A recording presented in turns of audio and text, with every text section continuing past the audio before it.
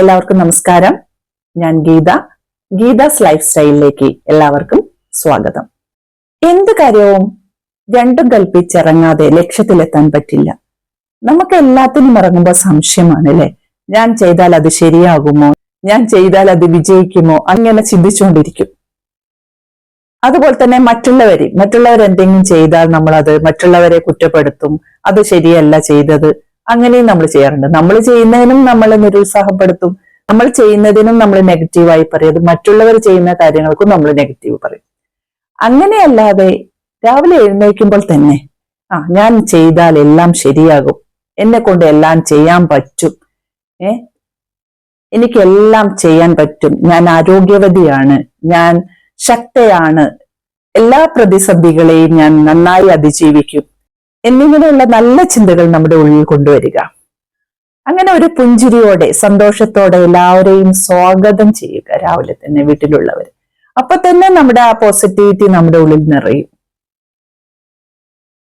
അങ്ങനെ നമ്മുടെ മനസ്സ് സന്തോഷം കൊണ്ട് നിറയ്ക്കുക.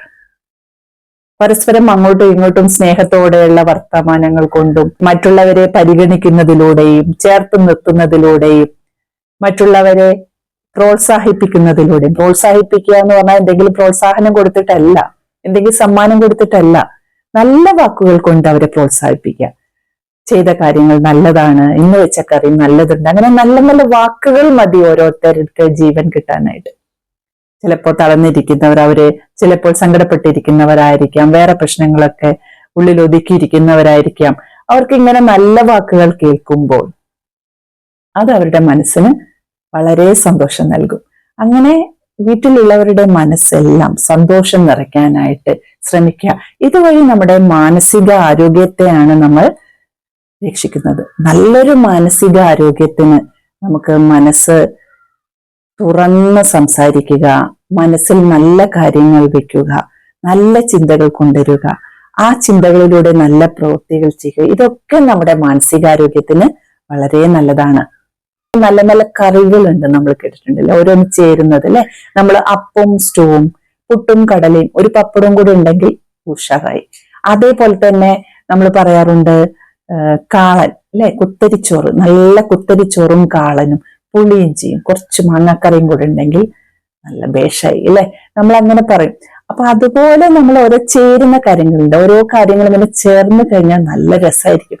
അതുപോലെ ജീവിതത്തിലും കുറച്ച് ചേരേണ്ടതായ കാര്യങ്ങളുണ്ട്. ജീവിതത്തിൽ നമ്മുടെ മനസ്സ് നിറയ്ക്കാനും നമ്മളെ സന്തോഷമായി മുന്നോട്ട് കൊണ്ടുപോകാനും ജീവിതം ആസ്വദിക്കാനുമായി കുറെ നമുക്ക് ചേരേണ്ട കാര്യങ്ങളുണ്ട്. അതിൽപ്പെട്ടതാണ് ആശയവിനിമയം, അതേപോലെ മനോഭാവം, പെരുമാറ്റം, വിശ്വാസം, ഇതൊക്കെ അതാണ്. അപ്പൊ ഇതെല്ലാം ചേർത്തിയ നമ്മളെല്ലാവരെയും ചേർത്ത് പിടിച്ച് ഇതെല്ലാം നമ്മുടെ മനസ്സിലുണ്ടാക്കി, നമ്മുടെ ഉള്ളിലുണ്ടാക്കി, സ്ട്രെസ്സും ടെൻഷനും ഇല്ലാതെ ജീവിതം മുന്നോട്ട് കൊണ്ടുപോകാൻ ശ്രമിക്കുക. എല്ലാം തുറന്നു പറഞ്ഞും അല്ലെങ്കിൽ തുറന്നു പറയാതെ നമ്മൾ ഉള്ളിൽ വെച്ചാൽ നമുക്ക് ടെൻഷനും സ്ട്രെസ്സും കൂടി അത് നമ്മുടെ ജീവിതത്തെ ബാധിക്കും, അത് നമ്മുടെ കുട്ടികളെ ബാധിക്കും, കുട്ടികളുടെ ജീവിതവും പ്രശ്നത്തിലേക്കാവും. അപ്പൊ അങ്ങനെയൊന്നും ഇല്ലാതെ നമ്മുടെ ഉള്ളിലുള്ള പരിഭവങ്ങളും പിണക്കങ്ങളും എന്തെങ്കിലും ഉള്ളിൽ തിങ്ങി നിൽക്കുന്ന കാര്യങ്ങളൊക്കെ പരസ്പരം തുറന്നു പറയാനായിട്ട് ശ്രമിക്കുക. അതുപോലെ രണ്ട് വാക്ക് തർക്കങ്ങൾ ഉണ്ടായാലും, ഇപ്പം ഭാര്യയും ഭർത്താവായാലും അമ്മയും മക്കളായാലും സഹോദരങ്ങളായാലും ഒക്കെ പരസ്പരം തുറന്നു പറഞ്ഞ് ആ ഒരു പിണക്കം മാറ്റി സന്തോഷത്തോടെ ജീവിതം മുന്നോട്ട് കൊണ്ടുപോകാൻ ശ്രമിക്കുക.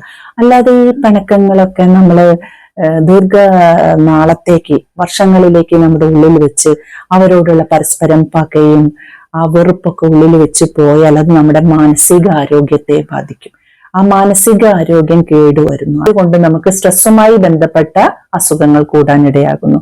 അപ്പൊ നമുക്ക് ശരീരം ആരോഗ്യപൂർണമായി ഇരിക്കാൻ വേണ്ടി മനസ്സിനെ നമുക്ക് നന്നാക്കാൻ ശ്രമിക്കുക. മനസ്സിന്റെ ആരോഗ്യം കൂട്ടുക വഴി നമ്മുടെ ശരീരത്തിന്റെ ആരോഗ്യം, അതുവഴി നമ്മുടെ ജീവിതം സന്തോഷമായി ആസ്വദിച്ച് മുന്നോട്ട് കൊണ്ടുപോകാനായിട്ട് നമ്മൾ ശ്രമിക്കുക. അതുപോലെ തന്നെ എൻ്റെ വീഡിയോ കാണുന്നവർക്ക് എല്ലാവർക്കും നന്ദി അറിയിക്കുന്നു.